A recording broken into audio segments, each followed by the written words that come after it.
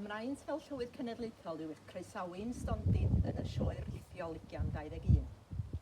Eleni roedd gennym 5 cystadleuaeth. 2 gystadleuaeth crefft, anifail, ailgylchu, uwchgylchu, yn yr adran goginio, te prynhawn, ffotograffiaeth natur a fideo am dro. Tasg anodd iawn o ddirbeiriad ddyfalu podd yn dod i'r brig, ond diolch iddynt am y gwaith caled y maent wedi ei wneud.